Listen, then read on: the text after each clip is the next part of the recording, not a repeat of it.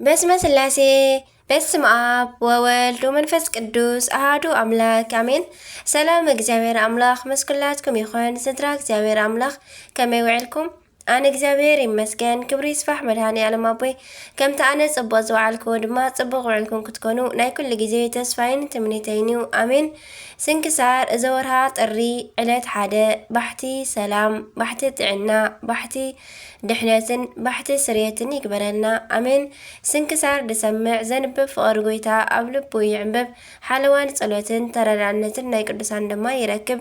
ዝክረ ጻድቅ ለዓለም የሉ ዝኽሪ ናይ ጻድቅ ንዓለም ይዝነብር። ካብ ኩሉ ክፉእ ዘበለ ክትድሕኑ ንቅዱሳን ተማሕፀኑ አሜን። በዝለማዓንቲ ናይ መጀመርታ ወርሒ ባሕቲ ጥሪ እዩ።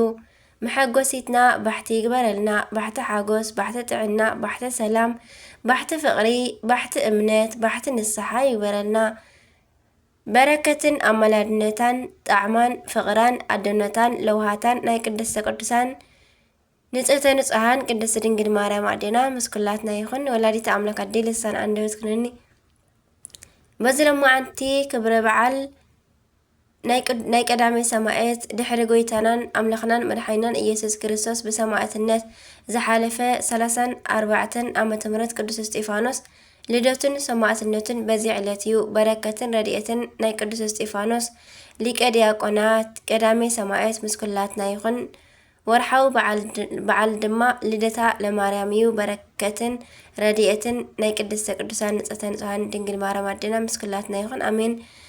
ጥሪ 1 ዕረፍቱን ልደቱን ሊቀ ዲያቆናት ሐዋርያ ቀዳሜ ሰማዕት ቅዱስ እስጢፋኖስ እዩ።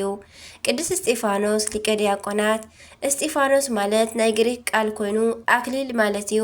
ከምኡውን ናይ ቀትሪ ሃሩር ናይ ለይቲ ቁሪ ዘይቅይሮ መብራህቲ ፋና ማለት እዩ። ትውልዱ ካብ ነገደ ቢንያም ኮይኑ ስም አቡኡ ስምዖን ስም ኣዲኡ ድማ ማርያም ይበሃሉ። ስድራ ቤት ቅዱስ እስጢፋኖስ ቅዱሳን ፈራሕያን እግዚአብሔር ዝኾኑ ስድራ ቤት ነበሩ። ክልተ ውላድ ድማ ወለዱ።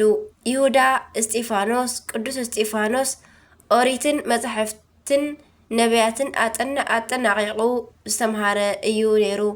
ቅዱስ ዮሐንስ ድማ ናይ ንስሓ ስብከት እንዳሰበኸ ከሎ ነገሩ መርሚሩ ናይ ሓቂ ፀራግ መንገዲ ምዃኑ ፈሊጡ ድማ ናይ ዮሐንስ መጥምቅ ወልደ መዝሙር ኮነ። ንሽዱሽተ ወርሒ ድማ ናይ ዮሐንስ ወልደ መዝሙሩ ኮይኑ አገልገለ። ክብሪ ምስጋና ይኹኖ ንስሙ ንመድኃኔዓለም። ኣብ ሩባ ዮርዳኖስ ምስ ተጠምቀ ድማ ሽዑ ዝተገብረ ዓብይ ተኣምር ንቅዱስ ዮሐንስ ከረድኦ ሓተቶ። ትሕትና ዝመልአሉ ቅዱስ ዮሐንስ ድማ ከይዱ ካብ ቃል ጎይታ ክሰምዕ ክርዳእ ናብ ጎይታ ክሰደዶ እሞ ካብ ሽዑ ቅዱስ እስጢፋኖስ ናይ ጎይታ ወደ መዝሙር ኮነ። ዳሕራይ እውን ነቦታትና ሐዋርያት እንዳተለኣከ የገልግል ነበረ። ቅዱስ እስጢፋኖስ ኣብ ኢየሩሳሌም ካብ ዝተሸሙ 7 ዲያቆናት ሓደ ኮይኑ ሊቀ ዲያቆናት ድማ ነበረ። ቅዱስ እስጢፋኖስ ወንጌል ብምምሃር ካብ ጸልማት ናብ ብርሃን ካብ ኢአማናውያን ናብ አማናውያን ዝመለሰ ሐዋርያ እዩ። እንተኾነ ግን አይሁድ ክፉእ መንፈስ ቅንዓት ይሕዲሮም ብዳርባ እምኒ ክቐትልዎ ተመኸሩሞ። ቅዱስ እስጢፋኖስ ድማ ከምዚ ኢሉ ዘለፎም አንቱም ተረርቲ ክሳድ ልቦም ዝተደፍነ ኩሉ ግዜ ከም ኣቦታትኩም ንመንፈስ ቅዱስ ክትቃወሙ መን እዩ ካብ ነቢያት ኣቦታትኩም ዘየሳደድዎ ዘይቀተልዎ ከምኡውን ስለ ሓጢአት ዓለም ከርሕቕ ዝመፀ ክርስቶስ ኣብ መስቀል ሰቒሎምዎ። ንሱ ግን ኣምላኽ ስለ ዝኾነ ካብ ምውታን ኣብ ሳልሳይ መዓልቱ ተንስአ። ከምዚ እንዳበለ ስለ ጎይታናን ኣምላኽናን ኢየሱስ ክርስቶስ ስለ ኣምላኹ መስከረ። እንዳመስከረ ምስ ዘለፎም ኣስናኖም ሓረቆም እሞ ተማኺሮም ድማ ጥሪ 1 በዝለማዓንቲ ኣብ 34 ዓመተ ምህረት ብዳርባ እምኒ ቀተልዎ። ከምኡውን በዚ ዕለት ልደቱ እዩ። በዚ ድሕሪ ጎይታ ካብ ምእመናን ወገን መከራ ተቐቢሉ ብቀዳምነት ሰማዕት ዝኾነ እዩ። በዚ ድማ ቀዳሜ ሰማዕት እንዳተባሃለ ይጽዋዕ።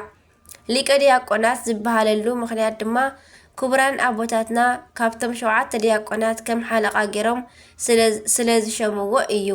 በረከት ይሕደረና። ፍልሰቱ ድማ ቅዱስ እስጢፋኖስ ብቅዱሳን ሐዋርያት ሊቀ ዲያቆናት ተሸይሙ ምእመናን እናኣብዝሐን ቤተ ክርስቲያን እናኣስፍሐን ከገልግል ከሎ ብግብረ ሰይጣን ዝተለዓሉ አይሁድ ብዳርባ እምኒ ቀተልዎ።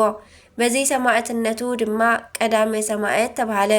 ግብረ ሐዋርያት ምዕራፍ 6 ምዕራፍ 7 ክንምልከት ንኽእል። ቅድስት ቤተ ክርስቲያንና ንቅድስናን ክብርን ቅዱስ እስጢፋኖስ ወትሩ እኳ ትዝክሮ እንተኾነ ዕለት 15 መስከረም በዓለ ቅዱስ እስጢፋኖስ እተኽብረሉ ምክንያት ግን መጽሓፈ ስንክሳር ከምዚ ዝስዕብ ይብል። ቅዱስ እስጢፋኖስ ካብ ዝዓርፍ ድሕሪ ብዙሕ ዓመታት ንጉስ ቆስጠንጢኖስ ካብ ዝነግስ ድማ ድሕሪ 300 ዓመት ስጋ ቅዱስ እስጢፋኖስ ኣብ ዝተቐብረሉ ጥቓ ኢየሩሳሌም ሉኪያኖስ ዝተባሃለ ሰብኣይ ነበረ። ነዚ ሰብ እዚ ቅዱስ እስጢፋኖስ ብሕልሚ እናተገልጸ ኣነ እስጢፋኖስ እየ ስጋይ ድማ ኣብዚ ቦታ እዚ ተቐቢሩ ኣሎ ይብሎ ስለ ዝነበረ ንኤጲስቆጶስ ኢየሩሳሌም ከይዱ ኩሉ ዝረኣዮ ነገሮ። እቲ ኤጲስቆጶስ ከዓ ምስ ክልተ ኤጲስቆጶሳት ኮይኑ ብክብርን ብምስጋናን ንመቃብሩ ከዓቶ። በዚ ግዜ እዚ ድማ እቲ መቃብር ኣዝዩ ጥዑም ጨና ጨነወ እሞ ስብሃት ለእግዚአብሔር በሰማያት ወሰላም በምድር ስምረቱ ለሰብእ ዝብል ምስጋና መላእክቲ ተሰምዐ። እዚ ምሰምዑ ኩሎም ስለ እቲ ዝተገብረ ንእግዚአብሔር እናመስገኑ ተሸኪሞም ናብ ጽርሐ ጽዮን ወሰድዎ፣ ወሲዶም ቀበርዎ። ድሕሪዚ እለ እስክንድርዮስ ዝተባሃለ ቆስጠንጢንያ ዝሃገሩ ግና ኣብ ኢየሩሳሌም ዝቕመጥ ሰብኣይ ቤተ ክርስቲያን ሓኒጽሉ ንስጋኡ ናብኡ ኣጋዓዝዎ። ድሕሪ 5 ዓመት እለ እስክንድሮስ ሞተሞ ኣብ ጎድኒ መቃብር እስጢፋኖስ ተቐብረ። በዓልቲ ቤት እለ እስክንድሮስ ድሕሪ 8 ዓመት ሬሳ ሰብኣያ ናብ ቆስጠንጢንያ ንኽትወስድ ናብቲ ቦታ ቤተ ክርስቲያን ከደት እሞ ዓስከሬን ሰብኣያ ዘለዎ ሳጹን ምስ ሳጹን ቅዱስ እስጢፋኖስ ይመሳሰል ስለ ዝነበረ ብፈቓድ እግዚኣብሔር ተጋግያ ኣስከሬን ቅዱስ እስጢፋኖስ ዘለዎ ሳጹን ኣብ መርከብ ጽዒና ናብ ቆስጠንጢንያ ክትጓዓዝ ጉዕዞኣ ጀመረት። ኣብ መንገዲ ካብ ሳጹን ቅዱስ እስጢፋኖስ ጣዕመ ዝማሬ ሰምዐት እሞ ተደኒቓ ነቲ ሳጹን እንተረኣየት ሳጹን ቅዱስ እስጢፋኖስ ከም ዝኾነ ፈለጠት እሞ እዚ ዝኾነ ብፍቓድ እግዚኣብሔር ከም ዝኾነ ተረዲኣ ንእግዚአብሔር እናመስገነት መንገዳ ናብ ቆስጠንጢንያ ቀጸለት። ኣብ ቆስጠንጢንያ ምስ በጽሐት እቲ ዝኾነ ኩሉ ንንጉስ ነገረቶ። ንጉስን ሊቀ ጳጳሳትን ካህናትን ህዝብን ብክብሪ ተቐበልዎም እሞ ብዙሕ ተኣምራት ከዓ ረኣየ። ሓደ ካብኡ ድማ ኣብ ሰረገላ ኣብ ቅልቲ ጽዒኖም ክወስድዎ ከለዉ ኣብ ቆስጠንጢንያ ዝበሃል ቦታ ምስ በጽሑ እተን ኣብ ቅልቲ ምኻድ ኣብየን ደው በላ ወላ እንትኸትከትወን ምንቅስቓስ ኣበያ። ብድሕሪዚ ሓንቲ በቕሊ ብልሳን ሰብ ንስጋ ቅዱስ እስጢፋኖስ ኣብዚ ኣንብርዎ ኢላ ተዛረበት። ነዚ ዝሰምዑ ኩሎም እናተገረሙ ንኣድጊ በልዓም ዘዛረበ ኣምላኽ ኣመስገኑ። እቲ ንጉስ ከዓ ኣብቲ ቦታ ቤተ ክርስቲያን ክህነጸሉ ኣዘዘሞ ብፈቓድ እግዚኣብሔር ኣብቲ ዝተሃንጸ ቤተ ክርስቲያን ብክብሪ ስጋ ቅዱስ እስጢፋኖስ ተነብረ። በረከተ ጸሎቱ ምስ ኩላትና ህዝበ ክርስቲያን ይኹን። ቅዱስ እስጢፋኖስ ኣቦይ በረከቱ ይሕደረና፣ ጸሎቱ ድማ ይርድአና። ኣሜን። ከምኡውን ቅዱስ ሰማዕት ለውንድዮስ። ቅዱስ ለውንድዮስ ሃገሩ ሶርያ እዩ። ብሃይማኖትን ምግባርን ዝተፈተወ ስለ ዝነበረ ከሓደ ንጉስ መክስሚያኖስ ዜናኡ ሰምዐ። ጭፍራኡ ልኢኹ ድማ ንቅዱስ ለውንድዮስን ኣምጽኦ እሞ እምነቱ ገዲፉ ኣብ ናይ ንጉስ ኣማልኽቲ ከኣምን እንዳጠባበረ ብዙሕ ሽልማት እውን ከም ዝህቦ ቃል ኣተወሉ። ቅዱስ ለውንድዮስ ግን እቲ ሽልማቱ እንዳቃለለ ንኣማልኽቱ ረገመሉ። ኣብቲ ግዜ ድማ ንጉስ ተቆጢዑ ንቅዱስ ለውንድዮስ ኣስቂሉ ኣሰቀዮ። ጎይታና ድማ ንቅዱስ ለውንድዮስ ወላሓንቲ ማህረምቲ ከም ዘይረኸቦ ገይሩ ፈወሶ። ደጊሙ ከዓ ንጉስ ብናይ ሓፂን ዘንጊ ይህረሞ። ኣብ ዓብይ ዝኾነ ድስቲ ማይ ኣፍሊሖም ነዚ ቅዱስ ናብቲ ውሽጢ የእትዮም ንሰብነቱ ኣቃጸልዎ። ነገር ግን ጎይታና ሕጂ እውን ደጊሙ ጥዑይ ገይሩ ኣተንስኦ። ኣብ መጨረሽታ ግን ንጉስ ምስ ስቃይ ስለ ዝሰልቸዎ ስለ ዝደኸሞ ንናይ ቅዱስ ለውንድዮስ ርእሲ ብሴፍ ኣቁረጾ እሞ ናይ ሰማዕትነት ፍጻሜኡ ኮነ። ናይ ክብሪ ኣክሊል ድማ ተጎናጸፈ። ካብዚ ናይዚ ቅዱስ ስጋ ከዓ ብዙሕ ኣገራሚ ተኣምራት ተፈጺሞም ተረኣዩ። ገድሉን ሰማዕትነቱን ድማ ኣብ ሙሉእ ሶርያ ተሰምዐ። ብስሙ ድማ ኣብያተ ክርስቲያናትን ገዳማትን ተሰርሓሉ። ካብ ገዳማቱ ኣብ ሓንቲ ድማ ዝኸበረ ናይ አንጾኪያ ሊቀ ጳጳሳት ቅዱስ ሳዊሮስ ብህፃንነቱ ዝተጠመቐላ እያ። ናይ ሰማዕት ናይ ቅዱስ ለውንድዮስ ረድኤት በረኸቱ ይሕደረና ብጸሎቱ ይምሓረና ኣሜን ለይኩን። ከምኡውን ናይ ቅዱስ ኣክሚም ሰማዕታት ኣክሚም ኣብ እትበሃል ሃገር ዝተሾመ ሓደ በዓለ ጸጋ ነበረ። ስሙ ድማ ኣልሲድማሊዮስ ይበሃል። ኣስማቶም ዲዮስቆሮስን ሰከላቢዮስን ዝበሃሉ ክልተ ቆልዑ ድማ ወለዱ። ምስ ወለደ ድማ ብጸሎት ብጾም ንእግዚኣብሔር ብምፍራሕ ይዕበዮም። ድሕሪ ግዜያት ድማ ኣቦኦም ኣልሲድማሊዮስ ብሞት ዓረፈ።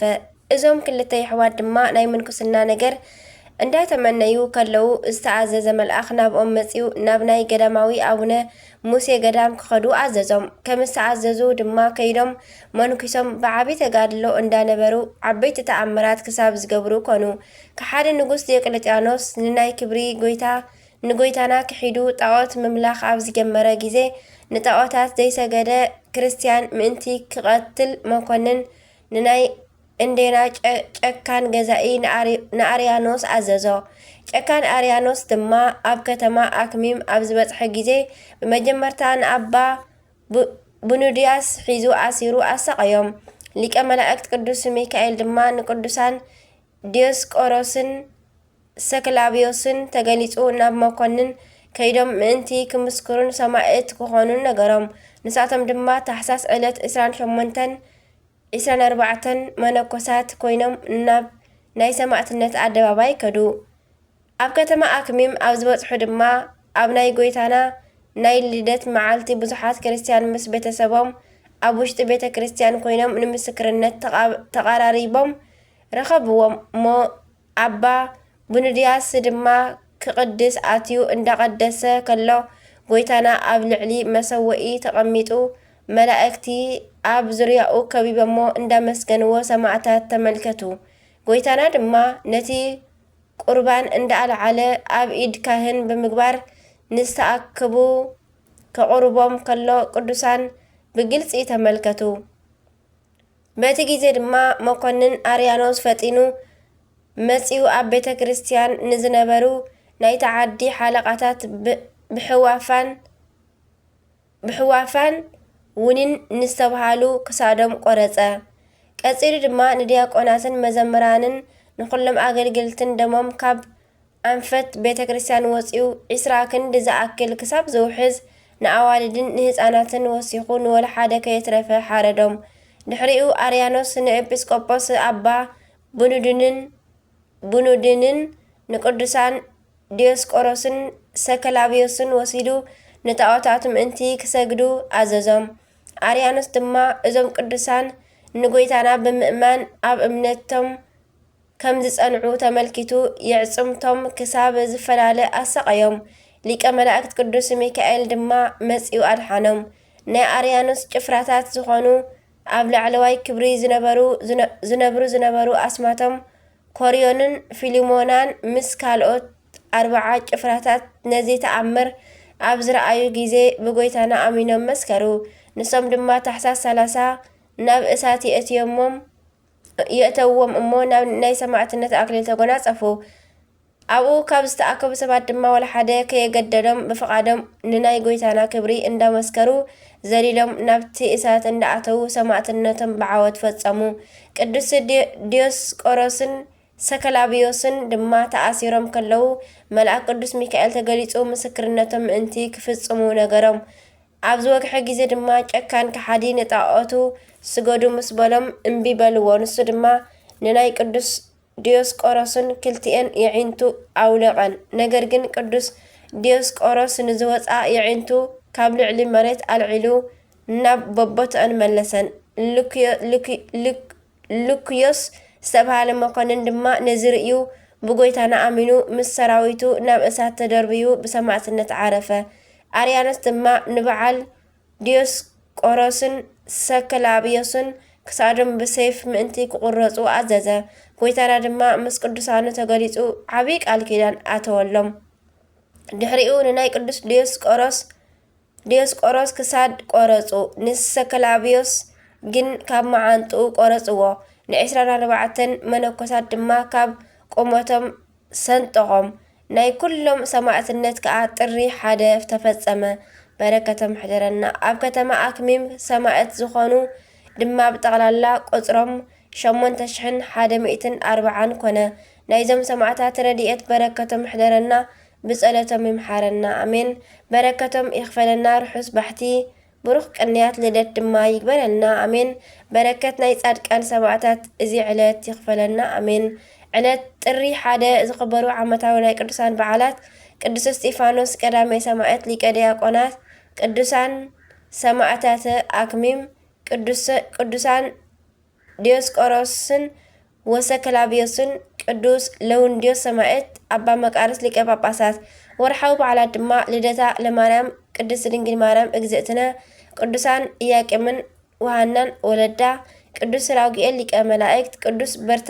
በርተሎሜዎስ ሐዋርያ ቅዱስ ሚልኪ ትሩፈ ምግባር በረከቶም ይሕደረና ናይ ዕለት ሓደ ጥሪ ኣብዚ ፍጸም በረከቶም ይሕደረና አሜን ለይኩን ከምውን ናይ ዕለት ክልተ ጥሪ ስንክሳር ንቐጽል በስመ አብ ወወልድ ወመንፈስ ቅዱስ አሐዱ አምላክ አሜን ዕለት ክልተ ጥሪ በሓው ተቐቲሉ ደሙ ብግፍዒ ዝፈሰሰ ናይ ምውታን በኹሪ ዝኾነ ጻድቅ አቡነ አቤል ዕረፍቲ እዩ ሰማዕት አቡነ አላኒቆስ ዕረፍቶም እዩ ኣብ ዓለም ብንግስና ምንባር ንዒቆም ዝመነኑ ብዙሓት ተኣምራት ብምግባር ዝፍለጡ ወዲ ንጉስ ሃፀይ ይኩኖ ኣምላክ ናይ ዳግና አቡነ ገብረ ክርስቶስ እውን ዕረፍቶም እዩ ከምኡውን በዚ ዕለት ምስ ቅዱስ ፊላታዎስ 9700 بسماعتነት ዓረፉ ስንክሳር ብሓፂር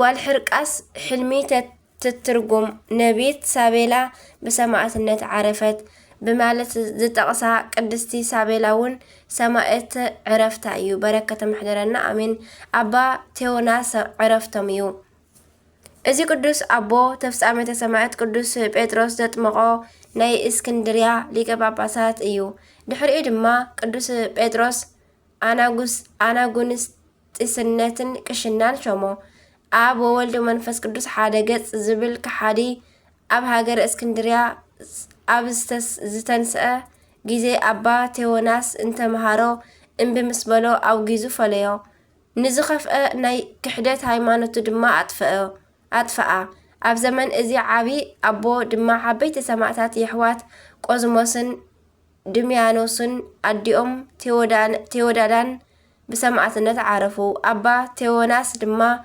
نأبوتاتنا ሊቃነ ጳጳሳት መበል 16 ኮይኑ ንሃይማኖት እንዳ አጽንዐ ንብዙሓት ከሓድያን ምሂሩ ብምጥማቅ ብዙሕ ምስ አገልገለ በሰላም በዛለማዓንቲ ዓረፈ በረከት ረድኤት በረከቱ ይሕደረና በጸሎቱ ይምሓረና አሜን ከምኡውን ሰማዕት አቡነ አላኒቆስ ናይ ጎይታና አምላኽነት ናይ ጣዖታት ከንቱነትን بممهار نبزحات ناب قنعتي توهاد هايمانوت ملسوم ناي اندينا جزائي هاجر زخوانا كحالي نقوس لسمرتو نسو كم زقاتلو فليتو حدا معالتي نهزبو عاكيبو قدسو أقربهم نهزبو مهيرو دما أقربو مس ودأ كساب مودأ تأب هايمانوت مانتك صنعو مخيرو كابلو من الحار نجاز أي كترئينون إخوم بمالت برتيعوم انتي كتصامون كتصليو نقرم نسو دما أقدمو كم زحاسبو كحادي نقص جفرعو لإخو نعوني على نيقص أمسئو نناي تاوت أملخو بمن كاف نهزبو مهيرو ناب كرستنا سلا ممسعو مسحاتتو فلي بزخونو صنع مساقيتات بتعمي أساقيو اتمكنن دما نعونا على نيقص مساقي أو سلچو جيزي نرؤسو بسيف مئنتي كقرصو عزازة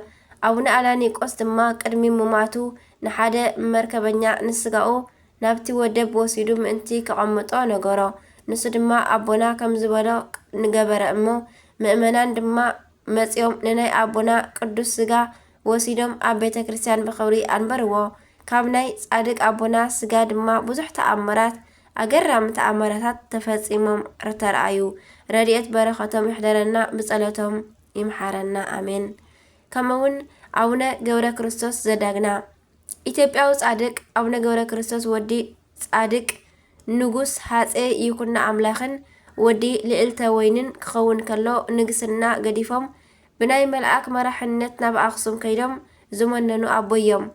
ኣብኡ ድማ ኣደናቂ በዓል 12 ቤት መቕደስ ገዳም ገዲሞም እዮም። ቀደምቲ ዝተባሃሉ ብዙሓት መነኮሳት ድማ ኣመንኮሱ። ኣቡነ ገብረ ክርስቶስ ጻድቅ ኣብ ሓደ ወቕቲ ጥምየት ኮይኑ ከብቲ ተወዲኦም ዝሕረስ ምስ ጠፍአ ኣእዳዎም አንጨብጪቦም ኣንበሳን ዓጋዜን ፀዊዖም ኣብ ሓደ ገይሮም ጸሚዶም ሓሪሶምን ዘሪኦምን በታ ዕለት ድማ ኣብፂሖም ነቶም ህዝቢ ዝመገቡ ናይ በረኸት ኣቦና እዮም። እዞም ጻድቅ ካብ ማይ ተከዘ ንህዝቢ ብተኣምራት ብገመድ ዘሳገሩ ኣቦና እዮም። ኣጋይሽ መነኮሳት ክሓትዎም ኣብ ዝመፁ ግዜ ንኣጋይሽ ኢሎም ቆቋሕ ሒዞም ሓሪዶም ኣብ ድስቲ ገይሮም ሰሪሖም ኣቕረቡሎም። እቶም ኣጋይሽ ግን ንሕና መነኮሳት ከለና ከመይ ኢሉ ስጋ የብልዐና እንዳበሉ ክሓምዩ ከለዉ እዞም ጻድቅ ናይ ውሽጦም ፈሊጦም ተሓሪደን ፀብሒ ዝተሰርሓ ቆቋሓት ኡፍ እንተበለለን እተን ቆቋሓት ነፍሲ ዘሪአን ካብ ድስቲ በሪረን ከዳ። ነዚ ተኣምር ዝረኣዩ ኣጋይሽ ብጣዕሚ ሰንቢዶም ይቕረበሉልና ኢሎም ንስሓ ኣተው። እዞም ጻድቅ ካብ ጎይታና ዓብይ ብዙሕ ቃል ኪዳን ምስ ተቐበሉ ብሰላም ዓረፉ። ናይ ኣቡነ ገብረ ክርስቶስ ረድኤቶም በረከቶም ይሕደረና ኣሜን። ብጸሎቶም ድማ ይምሓረና ኣሜን። ከምኡውን ኣቦና ጻድቅ ኣቤል ለዋህ ኣቦና ኣዳም ኣቦናን ሂዋን ኣዴናን ኣምላኽነት ብምድላይ ንዝተውሃቦም ትእዛዝ ብዘይምሕላዎም ውልድነቶም ካብ ምስኣኖም ንላዕሊ ሞት እውን ኣልዒልሎምን ኣብ ልዕሊ ደቆም ኣምፀኡ። ሰይጣን ድማ ንሰብ ምስሓትን ፈቓዱ ንምፍጻምን ዝሰልጠነ ኮነ። ኣዳም ኣቦና ካብ ገነት ተባሪሩ ምስ ወፀ ናብ ታሕተዋይ ምድሪ ወረደ። ምስ በደሉ ድማ ፈጺሙ እንዳሓዘነን እንዳልቀሰን 100 ዓመት ነበረ። ድሕሪኡ ንሂዋን ብግብሪ ፈለጣ እሞ ቃየልን ሓፍቱ ኤልዩድን ተወልዱ። ኣዳም ደጊሙ ድማ ብግብሪ ምስ ፈለጣ ኣቤልን ሓፍቱ ኣቅሌማን ተወለዱ። ኣብ ልዕሊ ምድሪ ድማ 4 ደቂ ሰባት ጥራሕ ኮይኖም ተረኸቡ እሞ ደቁ ድማ ንኣካለ መጠን ምስ በጽሑ ኣዳም ንሄዋን ኣማኺሩ ዘርኢ ዘረሓሓቐ መሲልዎ ናይ ቃኤል መንታ ናይ ቃኤል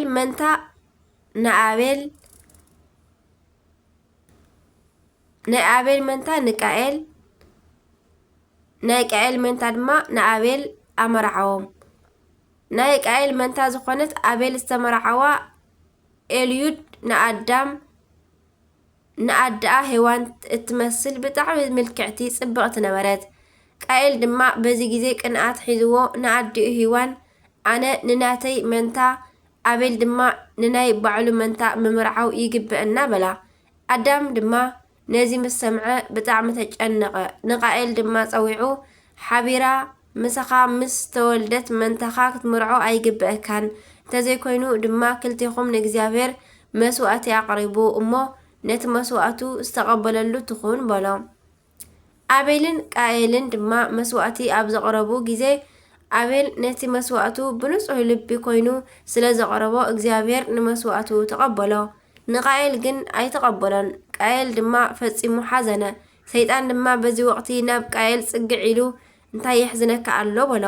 ቃኤል ድማ 2 ግዜ በደል በጽሓኒ ኣቦይ ንመንታ ሓፍተይ ናብ ኣቤል ሓወይ ኣመርዓዋ፣ ከምኡ ድማ እግዚኣብሔር መስዋእተይ ኣይተቐበለለይን በሎ። ሰይጣን ድማ ምኽሪ ካባይ ስማዕ ንኣቤል ሓውካ ናብ ምንጭ ማይ ውሰዶ እሞ ማይ ክሰቲ ክብል ብእምኒ ጌርካ ቀተሎ። ኣብ ዝሞተ ግዜ ድማ ንስኻ ንኽልቲአን ክትምርዓወን ኢኻ ዝኽልክለካ የለን በሎ። ሰይጣን እዩ ዘመኸረ ዘሎ። ቃየል ድማ ናይ ሰይጣን ምኽሪ ደስ በሎ። ልቡ ድማ ብናይ ዝሙት እሳት ነደደ። ሰይጣን ከም ዝመሃሮ ድማ ንሓዉ ኣቤል ቀተሎ። ብጓል ብምቕናእ ጻድቅ ኣቤል ብግፍዒ ብኢድ ሓዉ ሞተ። ብኸምዚ ድማ ሞት ናብ ዓለም መፀ ኣተወ። ንመጀመርታ ግዜ እዩ። እግዚኣብሔር ድማ ንቃኤል ኣቤል ሓውካ ኣበይ ኣሎ እንተበሎ ቃኤል ሕጂ እውን ብልቡ ብምጅሃር ኣነዶ ናይ ኣቤል ሓላው እየ ብምባል መልሲ ንእግዚኣብሔር ሃበ። እግዚኣብሔር ድማ ንቃኤል ረጎሞ። ከምኡውን ካብዛ ንደም ሓውካ ካብ ኢድካ ክትቅበል ኣፋ ዝኸፈተት ምድሪ ርጉም ኩን نمدري مس التحارسا مليسا حيلا أيكتهبكان إياه عم مدري كوبلالن قبح بحاين كتكون إلو رقمو إذا مرقم زرقو بطفعات ماي كابقص مدري كساب زدمسس أبلعلك آيل زبازحا كونام هذي محرنا ناي كبري بعال بيت قويتانا دما نصحافتي فريساويان كزلفهم كنلو كمزي بولم إتي كاب دم آبيل صادق جميرو كسع دم إتي آمونغو بيت مقدسن مسوؤن زقاتلكمو زكارياس ودي براكياس أب مدري زفتسا كل صادق دم أبخاتكم كبتصحيو برهان عالم قدس باولوس دما سለ صادق آبيل كمسكر كلو آبيل ካብ መስዋዕቲ ቃየል ዝበልጽ መስዋዕትን ኣምላኽ ብእምነት ኣቕረበ ኣምላኽ ብናይ መባኡ ክምስክረሉ ከሎ ጻድቕ ምዃኑ ባኣ ተመስከረትሉ ብሞት ከዓ ገና ባኣ ገይሩ ይዛረባሎ በለ ኣቦና ኣዳም ድማ ንወዱ ንኣቤል ኣብ ሰኣኑ ግዜ ኣቤል ሓውካ ኣበይ ኣሎ በሎ ኢሉ ንቃየል ሓተተሞ ቃየል ድማ ብትዕቢትን ብቁጣዓን ኣይፈልጥን ኣነዶ ናይ ኣቤል ሓላው እየ ኢሉ መለሰሉ ኣዳም ድማ ንወዱ ምእንቲ ክደሊ ናብ ዱር ጎዩ እንተኸደ ኣብ ደንደስ እቲ ምንጪ ማይ ንበድኑ ረኸቦ ንናይ ኣቤል ዓስከረን ድማ ሓቂፉ እንዳልቀሰ ወደ እንታይ ረኸብካ መን ቀተለካ እንዳበለ ክበኪ ከሎ ካብ ናይ ኣቤል በድኒ ቃየል መጺኡ ቃል ወጺኡ ቃየል ሓወይ ቀተለኒ ኢሉ ንኣቡኡ ተዛረቦ ኣዳምን ሂዋንን ድማ ብሞት ናይ ኣቤል ወዶም 28 ዓመት እንዳልቀሱ ነበሩ ድሕሪኡ ቅዱሳን መላእክቲ ናብ ኣዳም መጽኦም ኦ ኣዳም ኣቦ ናይ ኩሎም ኣቦታት እንሆ ብስራት ወድኻ ኣቤል ናይ ገነት ገረብ ተሳለመ ብነፍሱ ድማ ከምዝ ተፈተወ መስዋዕት ናይ እግዚአብሔር ዓረገት በልዎ ብግፍዒ ዝፈሰሰ ናይ ሙታን በኽሪ ዝኾነ ናይ ጻድቅ ኣቤል ረድኤት በረኸቱ ይሕደረና ብረድኤቱ ይምሓረና አሜን ጥሪ ክልተ ዝኽበሩ ዓመታዊ ናይ ቅዱሳን በዓላት ድማ ቅዱስ ኣቤል ጻድቅ ቅዱስ ቴዎናስ ሊቀ ጳጳሳት ቅዱስ አላኒቆስ ሰማዕት ቅድስት ሳቤላ ነቢት ቅዳሴ ቤታ ለድንግል ኣብ ደብረ አባ ሲኖዳ ወርሓዊ በዓላት ድማ ቅዱስ ታዴዎስ ሐዋርያ ቅዱስ ኢዮብ ጻድቅ ተአጋሲ ቅዱስ አባ ጳውሊ ገዳማዊ ዓቢ ቅዱስ ዮሐንስ ነቢ መጥምቀ መለኮት ሊቅ አባ ሕርያቆስ ቅዱስ ሳዊሮስ ዘአንጾኪያ በረከት ናይ ዕለት ክልተ ጥሪ ዝውዕሉ በረከተ ምሕደረና አሜን ናይ ዕለት ሰለስተ ጥሪ ድማ ንቅጽል በስመ አብ ወወልድ መንፈስ ቅዱስ አሐዱ አምላክ አሜን ህፃናት ቤተልሔም ሰለስተ ጥሪ በዛ መዓልቲ እዚኣ ድማ ሄሮዶስ ካብ ሰብኣ ሰገል ከም ዝተገንዘቦ ካብ 2 ዓመትን ትሕቲኡን ዘለው ናይ ቤተልሔም ኩለን ዘባታትን ህፃናት ተቐትሉ ናይዞም ዝተቐትሉ ናይ ቤተልሔም ህፃናት ቁፅሮም ድማ 144,000 ኮነ እዚ ዝገበረሉ ምክንያት ድማ ካብኣቶም እቲ ሓደ ክርስቶስ ክኸውን ይኽእል እዩ ብዝብል እዩ ነይሩ እዚ ድማ ኣብ ቅዱስ ወንጌል ከም ዝተነግረ ሰብኣ ሰገል ብኻልእ መንገዲ ምስ ሓለፉ እንሆ መልአኽ እግዚአብሔር ንዮሴፍ ብሕልሚ ተርእዩ ድማ ሄሮዶስ ነቲ ህፃን ክቐትሎ ይደሊ ኣለሞ ተንስእ ነቲ ህፃንን ነዲኡን ሒዝካ ናብ ግብፂ ህደም ክሳዕ ዝነግረካ ከዓ ኣቡ ጽናሕ በሎ ተንስኡ ነቲ ህፃንን ነዲኡን ሒዙ ብለይቲ ናብ ግብፂ ኸደም እቲ እግዚአብሔር ብነቢይ ንወደይ ካብ ግብፂ ጸዋዕክዎ ዝበሎ ምእንቲ ክፍጸም ድማ ሄሮዶስ ክሳዕ ዝመውት ኣብኡ ጸንሐ ጎይታ ድማ ዝገበረሉ ምክንያት ድማ ብዘይ ምርመር ረቂቕ ጥበቡ ሄሮዶስ ቅድሚ ዕለተ ዓርቢ ደሙ ስለ ዘይፈስስ ክቐትሎ ስለ ዘይክእል ሰነፋት ሰባት ትስብእቱ ምትሃት እዩ ኢሎም ከይሓስቡ ነቢይ እግዚአብሔር ቅዱስ ኢሳያስ እንሆ እግዚአብሔር ብቕልጡፍ ደመና ይመጽእ ናብ ግብፂ እውን ይመጽእ እንሆ እግዚአብሔር ብቕልጡፍ ደመና ይወጽእ ናብ ግብፂ ድማ ይመጽእ ጣዖታት ግብፂ ኣብ ልዕሊኡ ራዕራዕ ክብሉ እዮም ልቢ ግብፂ ከዓ ኣብ ውሽጣ ክመክኽ እዩ ዝብል ትንቢት ንኽፍጸምን እዩ እዚ ንጉስ ኣብ ቤተልሔምን ኣብ ዘባታትን ኣብ ይሁዳ እትርከብ ኣዴታት አውግስጦስ ቄሳር ንህፃናት ብመዓርን ብጸባን ኣዕቢኻ ንሹመት ኣብቃዓለይ ንኣዴታቶም እውን ወርቅን ቅርሽን ሃበለይ ስለዝበሎ ዕድሚኦም 2 ዓመትን ካብኡ ንታሕትን ዝኾኑ ህፃናት ኩሎም ኣምፁለይ ዝብል ኣዋጅ ኣወጀ። ናይ ቤተልሔምን ናይ ኣከባቢኣን ኣዴታት ዘለወን 1ን 2ን እናሓዛ ዘይብለን ድማ ናይ ሰብ እናወሰዳ ናብ ሄሮዶስ ሒዘን መጻ። ኣብዚ ግዜ ድማ ሄሮዶስ ንኣዴታት ኣብ ሓደ ቦታ ንኽዕፀዋ ገይሩ ንህፃናት ብወተሃደራቱ ኣሕፊሱ ናብ እምባ ኣውፅኦም። ኣብቲ ስፍራ እውን ተወዳዳሪ ብዘይብሉ ጭካነ 1200 ወተሃደራቱ ኣሰሊፉ ንኩሎም ህፃናት ኣሕረዶም። ናይቶም ህፃናት ደም ካብቲ እምባ ከም ውሕጅ ወረደ። ናይ ኣዴታት ናይ ጡበን ጸባ እውን ኣብ ልዕሊ መሬት ይፈስስ ነበረ እሞ ተሓዋወሰ። ናይ ቤተልሔም ኣዴታት ኣንጀተን ብዕፅፊ ተቆረፀ። ዓብይ ሰቆቃ ነቲ ከባቢ መልኦ። ሓያል ዋይታ እውን ኮነ። በረከተን ይሕደረና። ወንጌላዊ ቅዱስ ማቴዎስ ከም ዝበሎ ነቢ ኤርምያስ ዝሰናገሮ ትንቢት ተፈጸመ። ራሄል ምእንቲ ደቃ በኸየት የለውን እሞ ስለ ደቃ ምጽንና ዓበየት ይብል። በረከተን ይሕደረና። ናይ ኩሎም ናብ 144 ህፃናት በረከተ ይሕደረና ኣሜን። ዮሃንስ እውን ኣብ ራእዩ ከምዚ በለ፣ ብዓብይ ድምፂ ተናገሩ ኦ ንጉስን ሓቀኛ ስለ ደምና ተበቂልካ ኣብ ልዕሊ ኣብ ምድሪ ዘለው ኣይትፈርዶምን ዶ እናበሉ ዓዊሎም ተናገሩ። ነንሓድሕዶም ድማ ብሩህ ልብሲ ተዋሃቦም እሞ ከምኣቶም ክሞቱ ዘለዎም ዘበሉ ፈተውቲ እግዚአብሔር ክሳዕ ዝፍጸሙሉ ግዜ ንእሽተይ ተዓገሱ እውን በልዎም። ዮሃንስ ነፍሲ እዞም ህፃናት ብከምዚ ርእይዎም እዩ። በተወሳኺ እውን ከምዚ በለ፣ ከም ድሃይ ብዙሕ ማያትን ከም ድሃይ ብርቱዕ ነጎዳን ዝበለ ካብ ሰማይ ድሃይ ሰማዕኩ። እቲ ሰማዕክዎ ድሃይ ከዓ ከም ድሃይ ሰብ መሰንቆታቶም ክድርድሩ እንከለው እዩ። ኣብ ቅድሚ እቲ ዙፋንን ኣብ ቅድሚ እቶም 4 እንስሳታትን ኣብ ቅድሚ እቶም ሽማግለታትን ሓድሽ መዝሙር ዘመሩ። ነዚ መዝሙር እዚ እውን ብዘይ እቶም ካብ ምድሪ ተዓደጉ 144,000 ንሓደ እኳ ክመሃሮ ኣይኮነሉን። እዚኣቶም ካብ ኣንሽቲ ከም ዝተወለዱ ንጹሃን እዮም እሞ ንእግዚአብሔር ምስጋና ይኹን። ንዓና እውን ብጸሎት እዞም ንጹሃን ህፃናት ይምሓረና። በረከቶም እውን ምስክልና ይኹን ንዘለዓለም ዓለም ኣሜን። ኣርኬ ድማ ሰላም ለህፃናት ዘቀተሎሙ ሄሮዶስ እንዘይመስሎ ምስለ እሉ ከመይ ትረከብ ክርስቶስ ልበ ኣበዊሆሙ ነደ ወዘ እሞሙ ከርስ ጊዜ ኣስተርአየ በመዓል ተገጻ ለየብስ ሃሊበ ኣጥባት ምስለ ደም ህውስ ይብል። በረከቶም ይሕደረና። ከምኡውን ናይ ኣቡነ ሊባኖስ ፀሓይ ኣባ መጣዕ ንርኢ።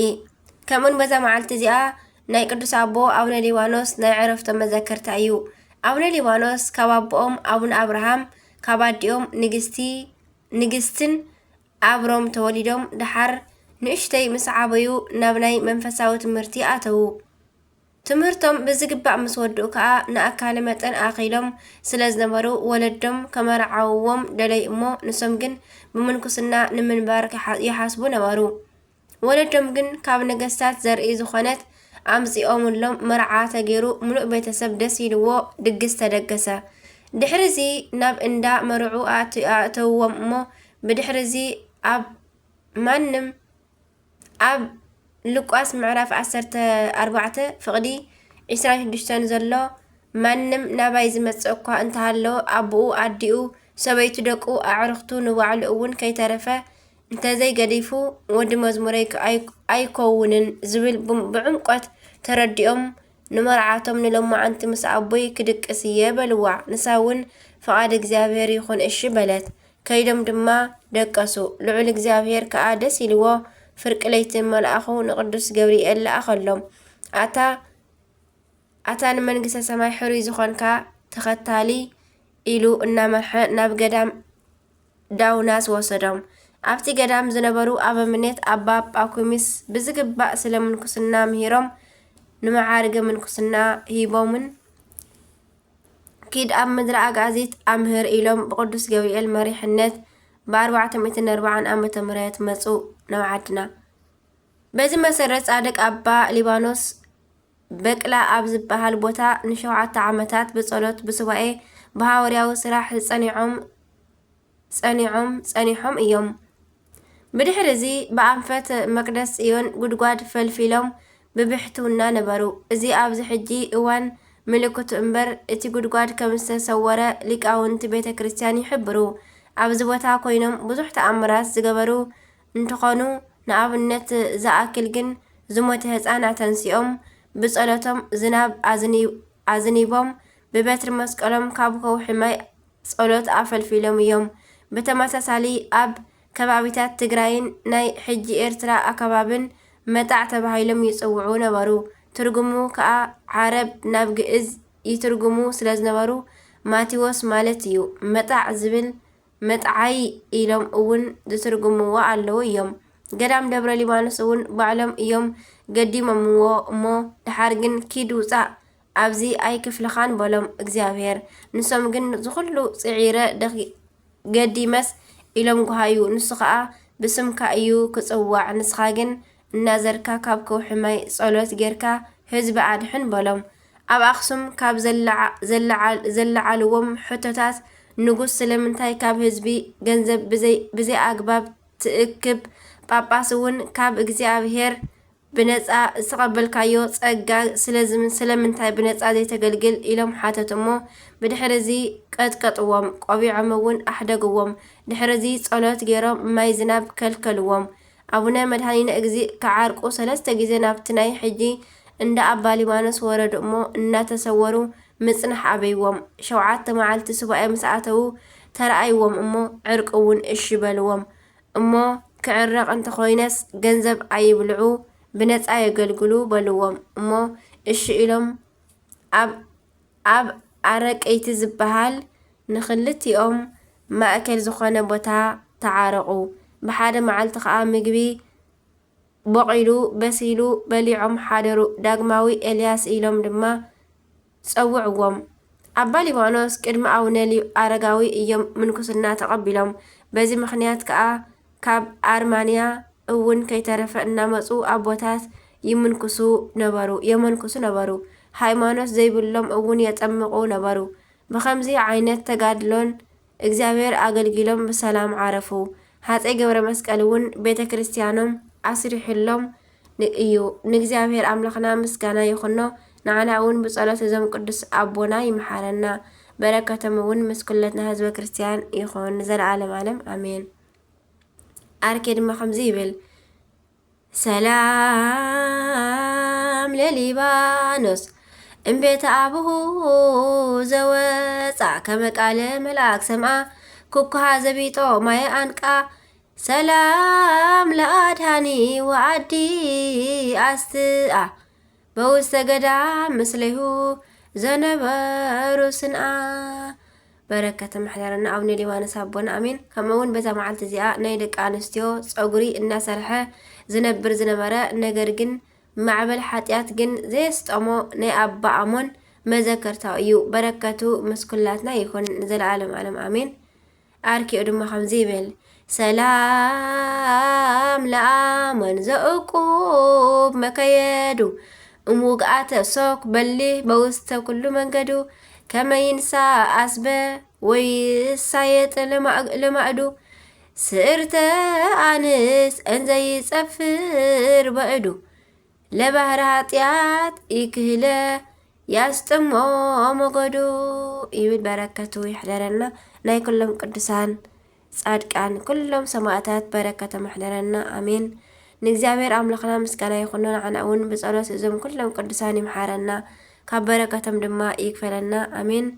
ንዘለዓለም ዓለም አሜን። ዝወደቀ ዝነጠበ ኩሉ ድማ ብኣፈ ቅዱሳን ትጓል መላእክት ይተዓረመልና አሜን። አሜን ወአሜን ወለ ኩሎም መላእክተ ሰማይ ካብ ስንክሳር ካብ ፍቅሪ ቅዱሳን ኣይፍለየና። ስንክሳር ዝሰምዕ ዘንብብ ፍቅሪ ጎይታ ኣብ ልቡ ይዕንብብ። ሓለዋን ጸሎትን ተረዳእነትን ናይ ቅዱሳን ድማ ይረክብ አሜን ወአሜን ወለ ኩሎም መላእክተ ሰማይ ዝወደቀ ዝነጠበ ኩሉ ብኣፈ ቅዱሳን ትጓል መላእክት ይተዓረመለይ። አቡነ ዘበሰማያት ይትቀደስ ስምከ ትምጻእ መንግስትከ ወይኩን ፈቃድከ በከመ በሰማይ ከማሁ በምድር ሲሳየነ ዘለለዕለትነ ሀበኒዮም ህድግ ለነ አበሳነ ወጌጋየነ ከመ ንሕነኒ ንህድግ ለዘ አበሰረነ ኢታብአነ እግዚኦ ውስተ መንሱት አላ አድኅነነ ወባልሐነ ኩሉ እኩይ እስመ ዚአከ ይእቲ መንግስት ኃይል ወስብሐት ለዓለመ ዓለም አሜን። በሰላመ ቅዱስ ገብርኤል መልአክ እግዝእትየ ማርያም ሰላም ለኪ ድንግል በህሊናኪ ወድንግል በስጋኪ እመ እግዚአብሔር ጽባኦት ሰላም ለኪ ቡሩክት አንቲ እምአንስት ወቡሩክ ፍሬ ከርሥኪ ተፈሥሒ ፍሥሕት ኦ ማርያም ምልዕተ ጸጋ ምልዕተ ውዳሴ ምልዕተ ሞገስ ምልዕተ ኩሉ ልዑል እግዚአብሔር ምስሌኪ ሰአሊ ወጸልዪ ምህረተ ወእንቲአነ ምህረተ ኩሉ ዓለም ምህረተ ምድር አቃዚት ሀበ ፍቅር ወልድኪ ኢየሱስ ክርስቶስ ከመ ይስረይ ለነ ኃጣውኢነ የተማኅፀነ በኪ ተማኅፀነ በክዳንኪ